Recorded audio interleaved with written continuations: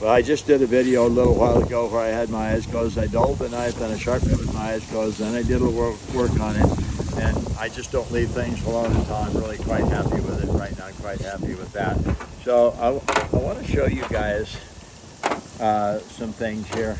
All right, on the long handle sharpener, all right, you have a piece of tungsten carbide sticking out there, I don't know, 1/16 of an inch, maybe a little more.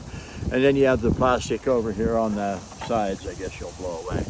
So you have the corner of the sharpener right here. Okay, this is flat. This is flat over here. Then you have the plastic. All right, and a lot of people, you know, I tell them to tip this over 45 degrees on the knife, and that puts it on the corner. So I'm going to hold this. I'm not left-handed, but I'm going to put this flat. Okay, that's 90 degrees to the blade this way and up. That's 90 degrees. Tip it over 45 degrees. That puts it exactly on the corner of the sharpener.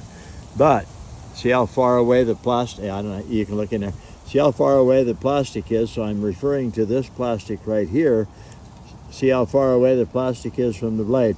I get people all the time that say you're supposed to lay it clear over until the plastic is touching. Well, that's way past 45 degrees. And if you happen to tip it a tiny bit past, now I've actually raised the carbide off the blade, and I'm not even touching the carbide to the blade.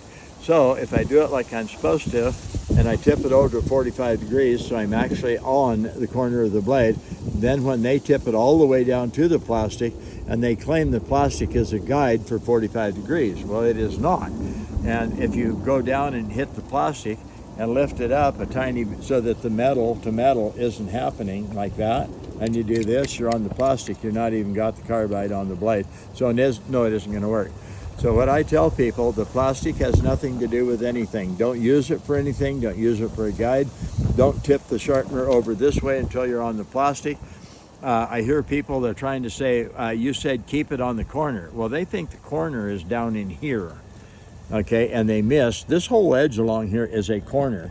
If this is laying flat, you come out and drop down 90 degrees, and then you go back in 90 degrees down there. There's a corner here and a corner here.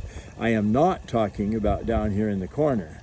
Okay, and they'll push it clear to the corner like this. I don't understand how they figure that either, because I've shown many times I'm talking about the corner of the tungsten carbide. Okay, corner of the carbide, corner of the carbide. Just like that's a corner and this is a corner.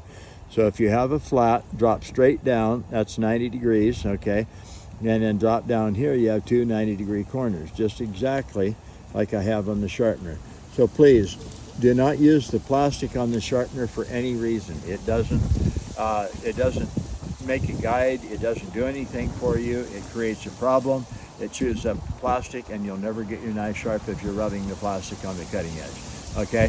So keep it off the plastic, which means I'm right there, not all the way down there. Okay? Brad Buckner, sharpensbest.com. Please listen when you look at the videos and actually learn what you're supposed to be doing. Don't just assume you know. Thank you. Take care.